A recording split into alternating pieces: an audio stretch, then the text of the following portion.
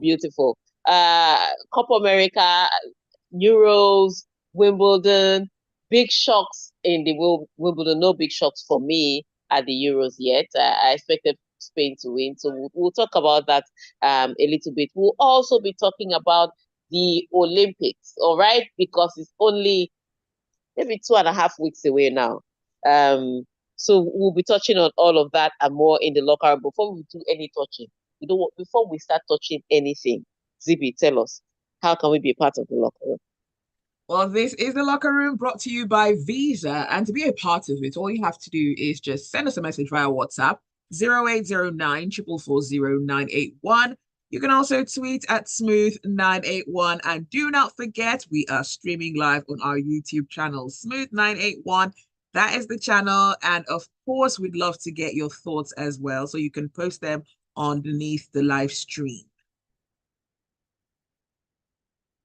Now that Right. that has been now that that has been concluded, let's run through the headlines and then we'll take the stories one after the other. Paris 2024 Olympics, Super Falcons camp bubbles with 14 players as training begins. Alcaraz sets up Medvedev's semi-final win at Wimbledon.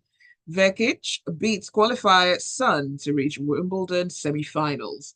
We didn't do enough, says France captain Mbappe. Uruguay defender Araujo to miss rest of Copa America with injury.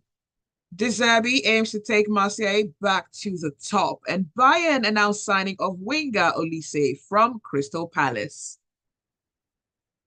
All right, those are the stories. But Zibi, you know what happened the last time to the last one?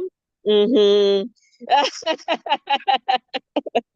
We'll Right. talk about that during the break. But let's start with the first story from the Olympics. But before we do any story from the Olympics, let's talk about how all eyes will be glued to their TV screens for the 2024 Paris Olympics. We have to remind you that Visa is the exclusive payment technology partner of the Olympics. And so they would be supporting the athletes to go out there and do great things at the Olympics. And the theme is simply for Visa, they sponsored about maybe 500 athletes all around the world to be able to go to the Olympics, which is interesting because usually athletes are always looking for how to get their careers going. Visa is sponsoring 500 of them from around the world. And two of those are from Nigeria. Our very own world record holder, Toby Amuso, and part of our winning 4x100 quartet, Good News Chuku. So those are the athletes that are being sponsored by Visa at the Olympics. So remember, if you're planning to go for the Olympics, if you're planning to watch the Olympics, pay with your Visa travel technology. Let's take that first story about the Olympics, the Super Falcons camp. 18 players were invited so far. How many players have been there, Zibi? 14. Mm-hmm. So 14 Mm. players, 14 players are in camp right now, preparing to get us ready for the Olympics. Remember, we are in a tough group. It's not easy. In fact, some people have already said that Nigeria will leave from the first round. And Whoa. yes, I want those people to be ashamed. Okay, no, not true. Mm. I want you people to be hopeful. Eat your words. I want you to be hopeful. The good news, the bad news was that we'll be missing the services of Halimatu Ayinde. She picked up an injury and had to have a surgery. I think we all saw the pictures posted with her at the hospital. She had to have that surgery, but now she's been replaced on the team by Ifoma Onumono, and then Regina Otu has been invited as an alternate player. So we're really covered. Truth be told, Super Falcons have talent aplenty. And because it's only 18 required, we couldn't take even the talents we have. So it's not like we are looking for talents to make up the team. Mm-mm. If there's We anybody have them. missing, exactly, we have them plenty. If there's Mm. anybody missing, we replace very quickly and very swiftly. So that we don't miss the services of Ainde. I mean, she's a fantastic midfielder. The way she controls that midfield, her passes, her vision, But we have so many talented Nigerian Super Falcons players that, on the spur of the moment, you call up anyone and we'll still be good to go. So yeah, I'm grateful to have the Super Falcons at the Olympics repping Nigeria. And we also have the Tigresses at the Olympics repping Nigeria. Even in the studio, Yay! safe. Even in the Girl studio, power. we don't even have a match here. Even in the studio, It's a girl thing. it's a girl thing. All right. So that's it. 40 players in camp so far. We're waiting for the remaining four others, and I'm sure a camp will soon be full to capacity as it is. Let's see how it goes as we pan out to the end of this month. Yes, the Olympics is starting at the end. All right, let's move on to the tennis courts. Defending Wimbledon champion Carlos Alcaraz recovered from a slow start to beat Tommy Paul and set up another semi-final against Daniel Medvedev. And this is basically a flashback or a repeat of their meeting from last year. Oh yes, huge one for Daniel Medvedev. And yeah, let's start with Daniel Medvedev yesterday. So he was up against Sinner. Now, a lot of people have been complaining about the draws. So you see that Alcaraz Sinner section. They have Alcaraz, they had Tommy Paul, they had Daniel Medvedev, they had Yannick Sinner in that segment alone. Meanwhile, on Djokovic's side, looks like he can just swing his hand, and get to the final because he has really nobody there. I mean, sorry, that he could have had in his segment was Sasha Zverev, given the recent run that Sasha Zverev has really had. But even Sasha Zverev is quite questionable on grass. Tsitsipas, that used to be great on grass, has not been in good form since the end of last year. From the middle of last year, actually, since his injury troubles. So he kind of has like an easy route to the final. And so, of course, people have been talking about it. That how can one segment be filled with all these other players and then this segment be very, light? But, it's not Djokovic that did the draws. At the end of the day, you beat the man in front of you, and he's been beating the men in front of him. You can't blame him for getting the easy draw, but you can mention it that he's getting the easy draw. And so on his part, it's kind of like a stroll in the park. But in this other end, Yannick Sinner was meeting with um, Daniel Medvedev in the quarterfinal. Remember, Yannick Sinner has already played a tough opponent in Matteo Berrettini earlier on in this round, so in this tournament. So meeting with Daniel Medvedev, everybody expected fireworks. It was a bit too early for most of us, but hey, we expected a fantastic match, and we got a fantastic match. It was a five-setter.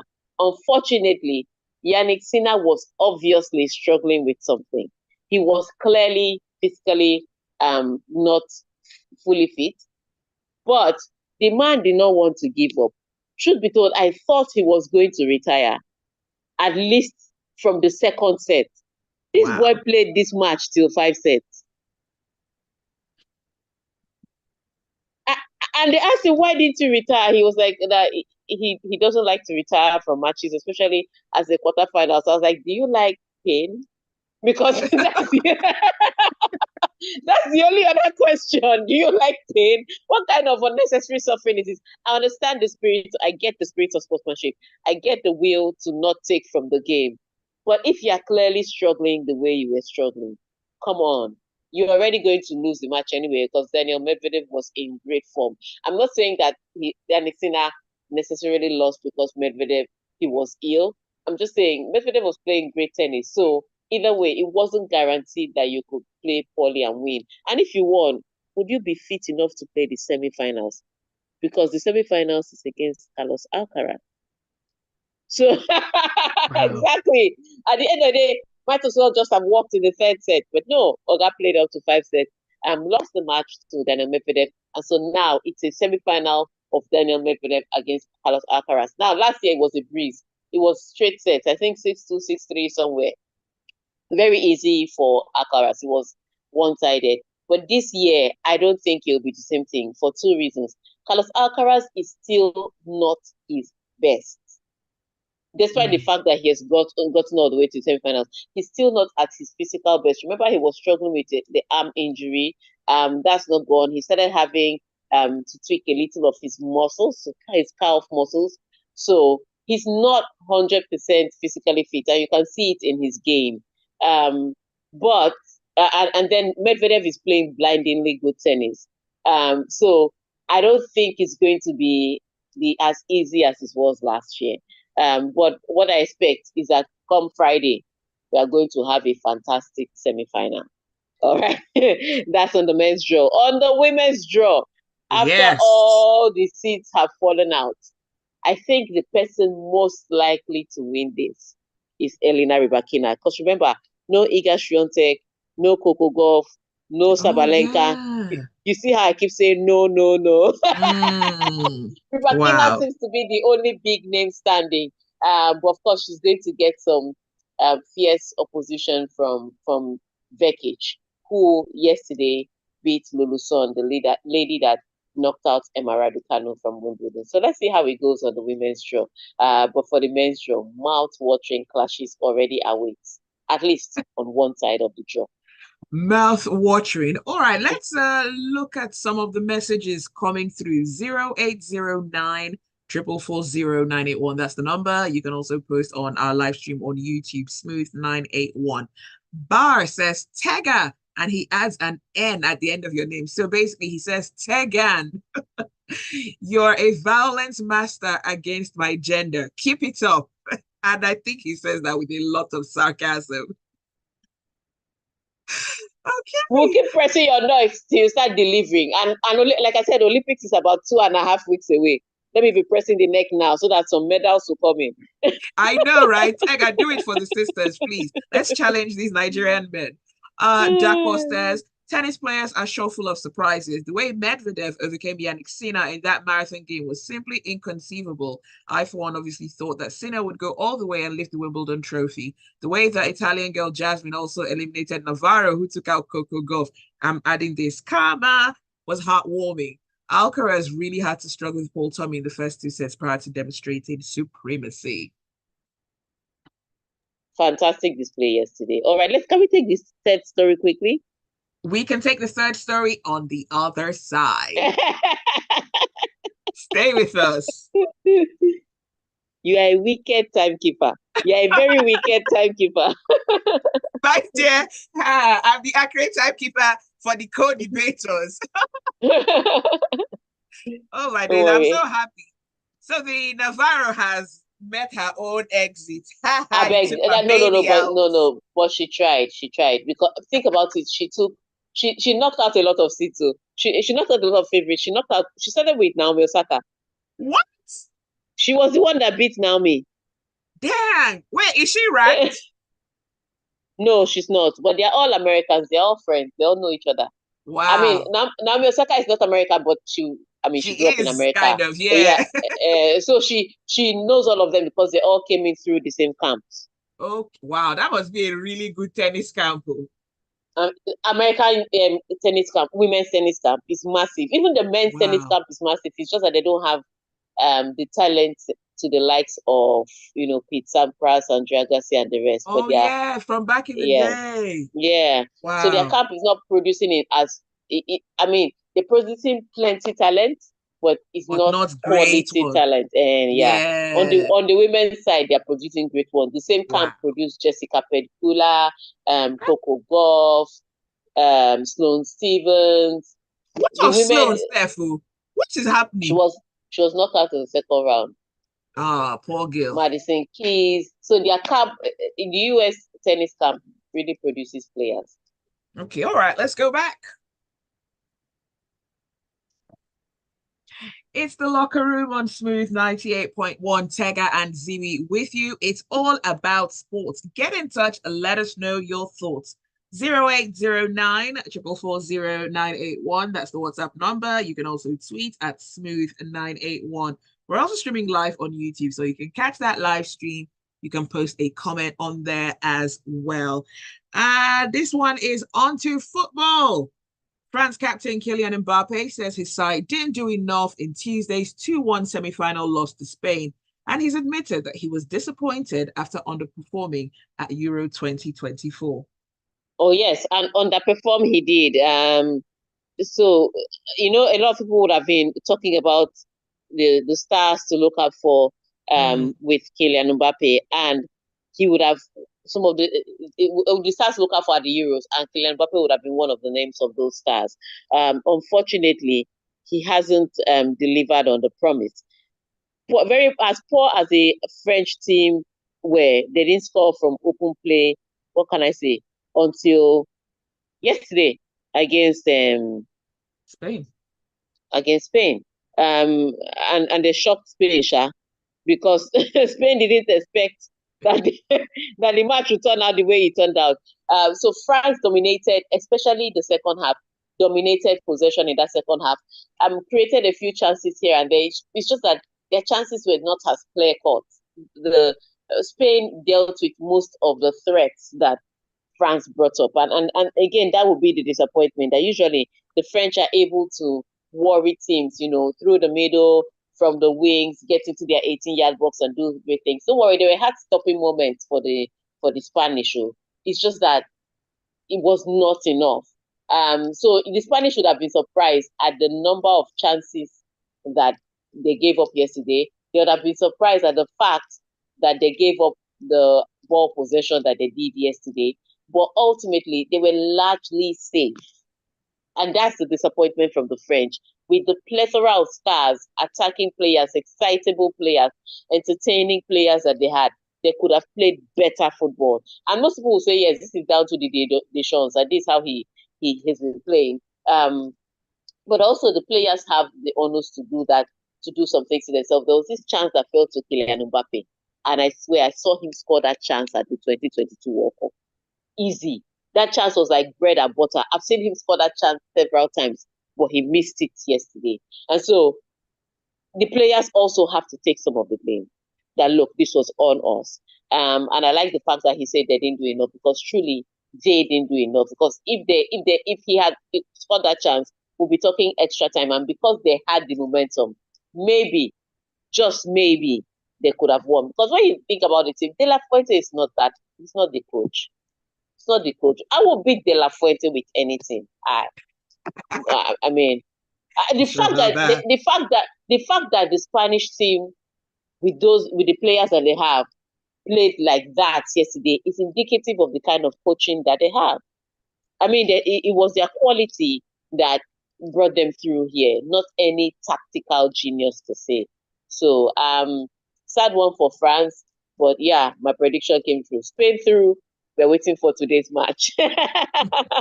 This reminds me of the James Ingram song and Quincy Jones. I did my best, but I think my best wasn't good enough, But they didn't do unfortunately. their best.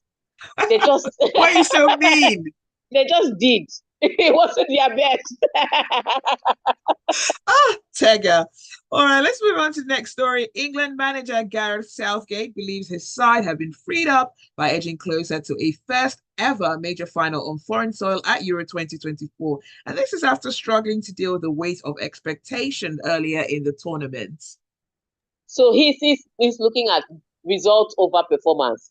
His own is that look, at the end of the day, whether you like it or not, whether you say our football is fantastic or not, whether you watch our football with your heart monitor or not, or your BP monitor or not, at the end of the day, we are in the semi-finals, and some teams, defending champions, are not here. That's their own. He's like, at the end of the day, when you complain, you ask, where are England now? They'll say, yeah, in the semi-finals. So you cannot, blame us. So he feels that being in the semi-finals alone is going to motivate and inspire his players to do better. Now, the Dutch is the side that they're playing against, and the Dutch side are also coming from years of being in Wonderland. I mean, after they got to Mm, the finals of the 2010 World Cup, um, with that generation of players, mm. they have struggled so far to even qualify for major tournaments, not to talk of make it far at other major tournaments. So for them to get to the semi-final here, they are ready to prove a point. So both teams have their own different motivation. The Dutch, that it's been a long time since they've got to this level at a major tournament. The English that we are at the semi-final, despite the fact that we have so many critics from within and from without. So both teams have a lot to motivate them. I will say this though, because the Dutch create more chances um, than the English, and because they score more goals than the English, at least at this tournament, they look like my favorites. However, the Dutch are not as solid defensively as the English have been. And that's not because the English per se have the most brilliant of defending. It's just that when they are without the ball, they sit so deep that it makes it hard for teams to break them down. Um, so this one is going to be tough to call. But if you ask me, I think the Dutch may just shade it. But if it goes all the way to extra time and maybe penalties, then it's anybody's game. So tough one, but yeah, let's see how it goes for both teams. All right. Speaking about the Dutch, can someone please tell me why on earth I dreamt of Van der Sar last week? Like, I'm still trying to understand why. And he was Ah, happy to meet me. I don't know what's going on, Tega. Zibby, wake up, wake up, wake up. It's morning, wake up. I don't know. I don't know. All right.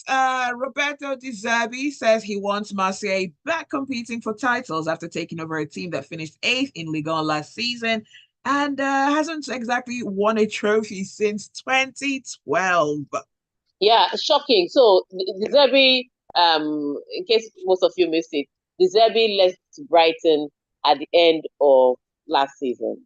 Now it was shocking because everybody thought, oh, he's leaving um, Brighton, he's going to go up, maybe to be hired by Chelsea because they like Brighton so much, or maybe to be hired by Manchester United. But he was touted to be, one of the next best coaches.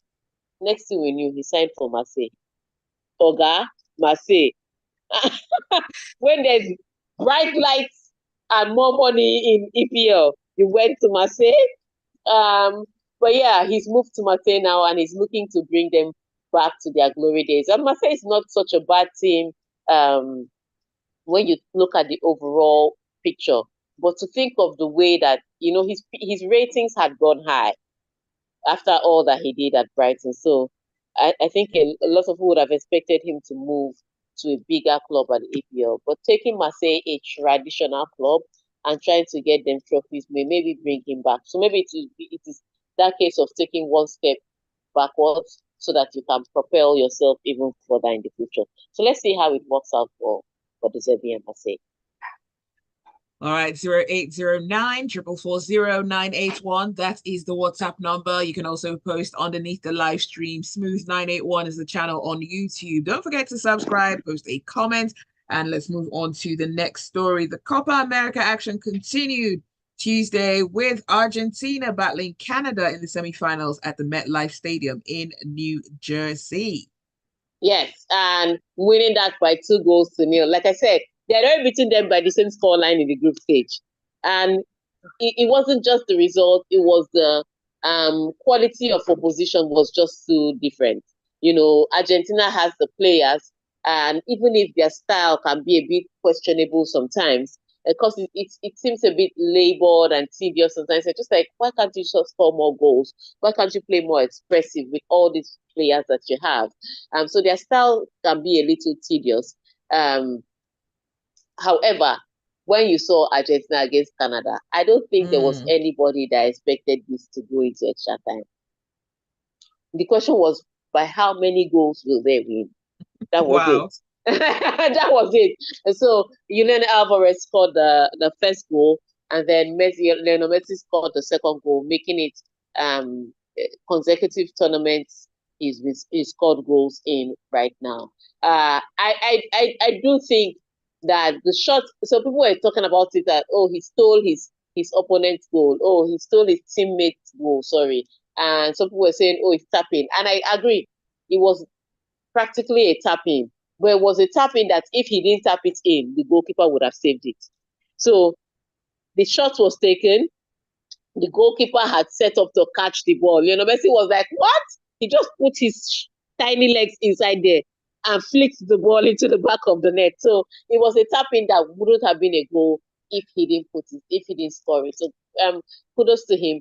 He scored again now at how old is Lionel Messi? Is he 36 or 37?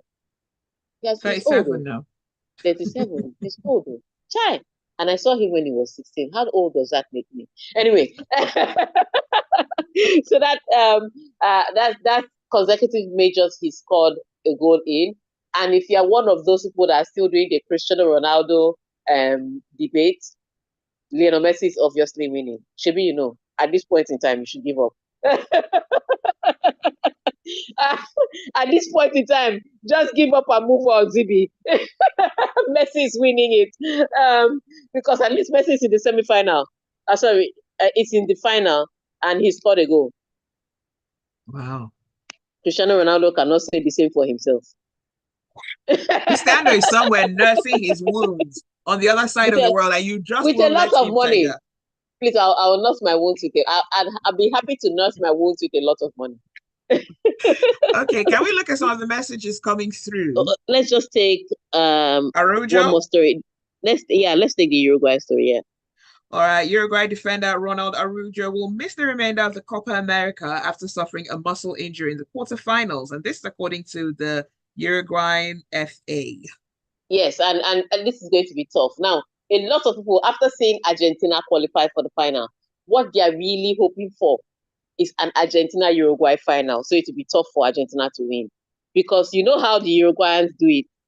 Hack an Argentine. They will kick, and the Argentines are more fragile than the Brazilians.